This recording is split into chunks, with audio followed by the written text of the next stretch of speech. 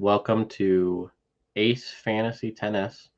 We're going to break down what fantasy tennis is, how it works, and how to navigate around it. So, without further ado, let's get into it. Throughout the season, each manager will have 14 players on their roster that they will have drafted. We'll talk about drafting later. But on any given roster, you'll have 3 men's singles players, 3 women's singles players, 1 men's doubles team, and 1 women's doubles team in your starting lineup for any given tournament, and as well as 6 bench spots. So players that you have on your roster, but that are not participating in the current tournament. So you'll go through the season and you'll be competing against other managers head to head through a number of tournaments depending on how many players are in your league. So, for example, if it's a 10-man league, you'll have 9 tournaments where you'll play each other manager one time. And your goal is to accumulate as many points as possible throughout the season. The winner is the person that accumulates the most points throughout the entire season. So as far as buy-ins and payouts, each league is going to decide their own buy-in, but it's going to break down the same no matter what. So whoever wins the league will get 55% of the total pot. Whoever gets second place will get 15%, and then I will keep the other 30% in exchange for charting all the matches because it's a very time-consuming process. So once everyone's in and has paid, we will do a snake draft. We'll talk more about that in a second, but the draft order is randomized, and then so you go all the way down, and then the person who picks last picks first in the second round, and then all the way back. So it just goes back and forth as you draft. All right. So for our schedule, it's going to be a little bit different depending on how many leagues or how many players are in your league. You can kind of zoom in here and see what you're looking at. But 8-team leagues, you're playing the 4 Grand Slams plus Indian Wells, Madrid, and Cincinnati. 10-team leagues is all the ones in an 8-team league plus Rome and Toronto, Montreal. In a 12-team league, it's everything from a 10-team league as well as Miami and Shanghai, Beijing. And then in a 14-team league, it's everything from a 12-team league plus Dubai and Monte Carlo, Charleston. All right. So last year when we did this, you were not able to set your lineups. You had to tell me who you wanted to start. That will not be the case this year. You will be able to actually edit your own homepage, meaning that you are going to be able to set your lineups. And obviously, I will have to make the lineups work still to make sure that your points show up on your page. But you will be able to set your lineup without me being involved in it. Make sure that you're setting your lineups. If you don't, it'll just carry over from whatever your last tournament's lineup was. So new this year is doubles. So you do not have to, but you should, theoretically, to score more points. You may start a men's doubles team and a women's doubles team for each tournament. If you want to start a doubles team, you have to have one of the 2 players in that doubles team. So let's say that in this example, we have Coco Gauff and Danielle Collins. If they're playing doubles together for some reason, if you have either player and you're not using them in singles, you can use them for doubles. So if you have Coco Gauff and for whatever reason, maybe she's not playing the singles, or maybe you have 3 other singles players you want to use and you want to play her for doubles and she's playing doubles, you can do that. You can't play Coco Gauff for singles and doubles. Let's say you have Coco Gauff and another player has Danielle Collins and they're doubles partners. You can play Coco Gauff and Danielle Collins for your doubles team, and they can also play Coco Gauff and Danielle Collins for their doubles team. You both get the same amount of points. You both can use that combo. Another kind of edge use case here, if Coco Gauff, and if you have Coco Gauff and Danielle Collins, so you have both doubles partners, you can start either one of them for the doubles team, and whoever you don't use, you could use them for singles. So if you wanted to start Danielle Collins in doubles and then start Coco Golf in singles, you absolutely could do that if you had both of them. They score the same way as singles players, which we will get into now. So scoring is the same as last year, which we'll break down more of what that means. But there's a few added things. There's now an upset penalty in addition to an upset bonus. There is a bonus for how dominant your win is. So if you hold your opponent to 4 or less games, you get a nice little bonus. If you hold them to I think it's 8 or less games, it's a slightly smaller bonus. And then also you have some point multipliers the further you get in the tournament, starting with the quarters. So it's a 10% bump for quarters, semis is a 25% bump, and finals is a 50% bump. That being said, if you have a really bad match in the finals, if you get blown out 0-0 and your score is actually negative, as we've seen a few times with some negative scores, the multiplier will actually hurt you if you had negative, but that will be pretty few and far between, I imagine. So just to kind of real quickly go over our scoring. So if you win a tiebreaker, that's worth 3 points. I'm just going to go through all the best of 5 specific stuff first. In a best of 5 match, so the men's Grand Slams, a set won is 5 points, a set lost is minus 2.5. A point won is 0.05. A break point defended is 0.25. A winner is 0.25, and an unforced error is -1 or -0.5. Also, the total game bonuses are a little bit different. It's 0 to 6 games or 7 to 12 for our bonuses down here, which you can't see. Let me just do that. So 0 to 6 games gets you 10 points. 7 to 12 games gets you 3. If you hold your opponents to 11 points or 11 games in a best of 5, you'll get 3 points as a little bonus there. All right, so that's all the best of 5 stuff. Everything else that we're going to say is best of 3, or if it's not specified, it's for all of them. So in a best of 3, set 1 is 7.5 points. Set loss is -3.75.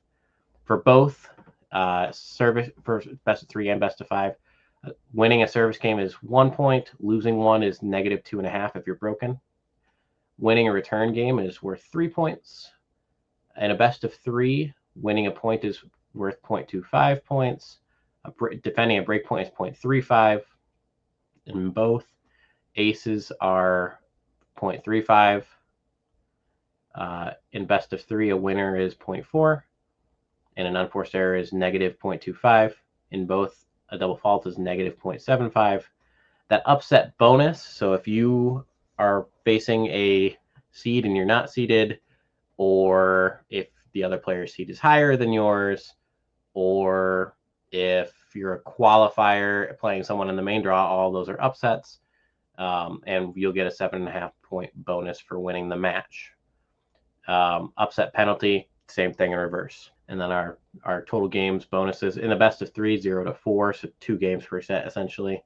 For 10-point bonus, and 5 to 8 is 3 points. If you decide to start someone who's playing in the qualifying rounds, which I did quite a few times last year with KD Valley Nets, they still do count the points in the qualifiers. They're just worth a quarter as much. So typically you'll get anywhere from 10 to 15 points for a player that wins in the qualifying rounds. Normally you get about 10 or 15 points for each match in the qualifiers, in my experience. You are allowed to trade with other managers. If you decide to do so, just let me know so that I can adjust both of your rosters accordingly. And as far as adding and dropping players, anyone that's unclaimed is fair game at any point. You just have to let me know that you are adding them, and I will add them and drop whoever you're dropping. You can not go above 14 players on your team. For tiebreakers, if you tie in a tournament, which is unlikely but possible, you just both get a tie. There's no tiebreaker for that. You just get a tie on your record. In the case of tiebreakers for first or second place over the season, it'll be total points scored is the first tiebreaker. The longest winning streak of tournaments is the second one, and then the third tiebreaker is the lowest combined ATP and WTA ranking of your 14-player roster. Change that real quick. All right, so without further ado, so those are the rules. Let's go into the sheet a little bit here. All right, so first thing to see, oh, we don't need to see that, but oh well. First thing to see on the left here is our matchups, which you saw a screenshot of earlier. Our scoring is also right here if you ever need to check in on that. Right here is a handy tool. So on the left, we've got the players with their gender and their name. And then we've got some different stuff. So we have our 2024 ADP here. So that's zoom in a little bit. So this is where they were drafted last year over the 2 leagues that we ran. This is how many points they got. That's points per tournament, points per match, how many tournaments they played, their ATP or WTA season starting rank, where they ended the season when I took this in October after Shanghai. And then this is the difference between where they started and where they ended. So like center moved up 3 spots. I used all that information to create a projection for how many total points I think they're going to get this year. That's based on the old scoring system. So there's all these numbers are probably going to be a little bit inflated if I had to guess. And then that's what it would break down to per tournament if they played the same amount of tournaments they did last year. And then based on these total points, I sorted everything into an ADP here. So theoretically, this is the order that you should draft players in, theoretically, if this model holds up to be true, which you never know. Like people like Paula Badosa, who moved up a lot, because I use this as part of the factoring in, they get inflated a little bit. Same thing with like Diana Schneider, who moved up a lot, or Kalinskaya, who moved up a lot. If there was something extreme like Osaka here, I changed it because moving up 700 spots should not put you at the top, which it was, putting her above like Sinner and stuff. So I wanted to make sure that was a fair assessment. I'm now logged in not as the owner of the sheet. So I wanted to show you the first thing here, which is the standings. You have this will all populate automatically. I'll have to go through and sort it after every tournament, but it'll have your points for, your points against, your name. So this is all easy to see, and I'll come in here and fill in your wins and losses as the season progresses. For our league schedule, same thing. So you can see here, like if I'm go pretend I'm Marty here. If I'm Marty, the first person I'm playing against is Zach, and then Chris, and then Ricky, and so on and so forth. So this is where I can see just me. I can also go up here and I can see everyone's matchups and scores for the Australian Open if I'm trying to keep tabs on someone else. Like let's say that we're coming down to the wire and I need Chris to lose and myself to win to get first place. Well, then I might be interested in looking at the score, and this is somewhere you can find that. If I try to edit anything on anywhere I'm not authorized to, it won't let me. I'm typing right now and it's not letting me. It's also true of player pages that aren't my own, right? If I go over here though, so this is where this is my page. It's just not locked currently. So I go over here and I can type, should be able to type. There we go. So if I type there, I can do that. And if I wanted to set my line up, I could copy that. Now, if I just normal paste this, it's going to ruin the formatting like that. See, Now it's not the same color anymore. So instead of doing that, I can paste the values only. That'll do it. Or I can do Control-Shift-V. That'll do the same thing. Now I want to point out something. When you post something here, if I go to Zach's page, you'll see that same thing right here. So it does mirror automatically, which is awesome. So we'll get rid of that for a second. Another page I want to point you to is the draft page. So just do this real quick. Oh, I can't do that. Never mind. My bad. This is just highlighted because right now I can't. It's highlighted because I haven't finished doing Marty yet. But if you'll notice, I've got drop downs next to my players, or next to my picks here.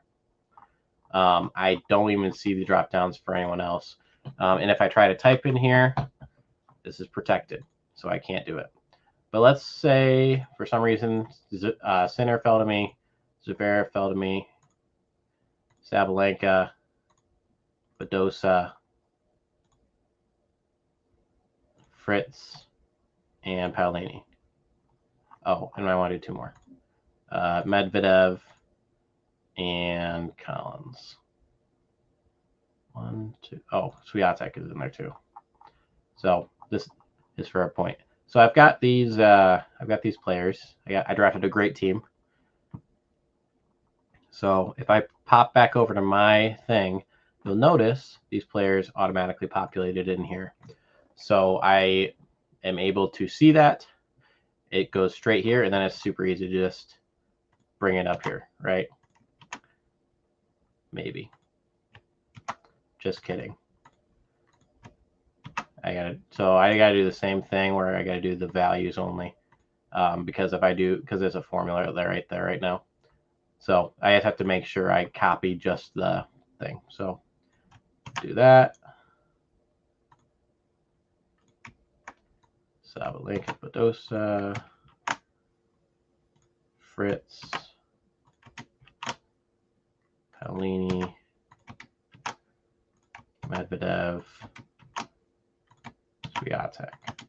So let's say that I had these players, and I'm just gonna real quick do this. Okay, so I've got my team here. So now, at some point, Andrew, would go in, and I would make it so that this number right here linked to Sinner's account. So I would go over here to Yannick Sinner, and I'm just gonna pop that number from right there. So this is the singles right here, and then doubles is over here, and it's all already populated in. So I think the last thing that I'm going to show you guys is what it looks like when I edit things. So one more thing I forgot to mention before I switch. So if I go over here, and even though this is my page in this scenario, if I were to try to edit something that I'm not supposed to, I'll get that. So if I do anything that I'm not supposed to, it'll just not let me. Here's what I want to know. I want to know if I can copy paste. Yeah, I can't even copy paste. Okay, wait. Yeah, I can. Okay, so I can copy paste from restricted areas if that's ever something I need to do. I think what I'm probably going to go in and restrict these spots right here that you can't see. I'm going to restrict those spots so that people can't like break the formulas, but you'll still be able to copy and paste from them. So let me undo that. Cool. All right, so now I'm going to actually switch, and it's actually super easy to switch. So just do that. Okay, so now it lets me back in. So now I want to show you what it looks like. So if I go, so first thing I have to do is actually set it to do that. So let's do Sinner for now. Sinner right there. And we'll also go, just as an example, we'll go Medvedev as well, since he's the doubles. So doubles is over here. So if I go over to Sinner And let's say that he won. I'm just gonna throw in like random numbers. So we'll say that he. We'll do just the final. So we'll say there wasn't an upset bonus, not an upset penalty. He won 3 sets. He lost 2 sets. There was a tiebreaker. He won, let's see, so at least 18. So let's call it 24 games. That'll fix itself in a second, don't worry. He lost at least 12, so it'd be, we call it 18. So he's not getting either of these bonuses, but if he did, like if he got like, if they only got 5, there's that 10-point bonus. Some aces, some double faults, some winners, some unforced errors, some break points defended. He lost 4 service games. He won 9, which will automatically populate the return games there. And then let's say he won 142 points. Okay. So you take all that, it's got that point total. I don't know if that's even kind of a realistic match, but let's say that it is. It's not super far off. We'll say that. I think winning a final should be around 90 anyways. So we got that. And you'll notice if we go back over here, there's Sinner's point total. Okay. We'll go to Medvedev right now. We'll do the same sort of thing. This time we'll just do the quarters, so we get a little bit of a view of the 10-point or the 10% thing. So let's say he upset someone. Actually, no. Let's have him get upset because he's probably seeded, right? So let's say they won 1 set and lost 2 sets because it's best of 3 for doubles, I believe, in slams. Tie breaks 1. Let's say they won a tie break in their 1 set. Total games 1, we'll say 8. And when they lost 12, no, they lost 18 because they had that tiebreaker, right? Aces 4, faults 5, winners 14, unforced errors 26, break points defended 2, service games. That's service games lost, isn't it? It sure is. Service games lost 5, service games won 7. It tells you that they won 1 return game, and then let's say they got like 86 points total. So they ended up a little bit negative there, which has that 10% bump as well. So now we go back over here. So you got the points added up right there, which is what you wanted to see. If I go over to Zach, you can see them reflected here too. If I go to the schedule, right there, those are those points. If I go to the standings, my points for, his points against. So everything in here is interconnected, which is why I have so many things protecting things so that nothing gets broken. But you should hopefully kind of get the idea of that. I still have to flesh out more of the players. Oh, one thing I did want to talk about here in the draft, and I wanted to make sure that people other than me could do this. Let's see if that's true. I'm gonna have to go back in a second to fix all that. But if I go over to the draft, let's say I want to take someone who's not here, okay? If I want to take someone who's not anywhere on this list, which there's 180 some people on here, but if they're not on your list, like let's say that you really have it in your heart that you want to get Roger Federer. So to pull up this thing over here, add another item. If it's a boy, like Roger Federer is, you want to make it blue, you do Roger Federer. Okay, that'll pop in there. You can hit done. Oh, okay. So only I can do that. I'm the only one who can add things, which is good to know. So if you want to draft someone who's not on the list, let me know and I will add that person to the list for you.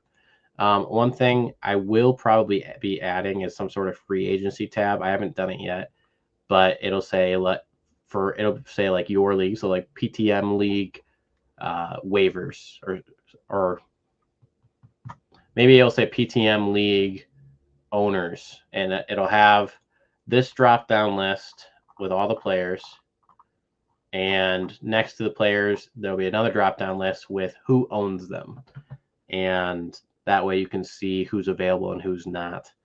Well, I might workshop that, but that's something that is on my radar.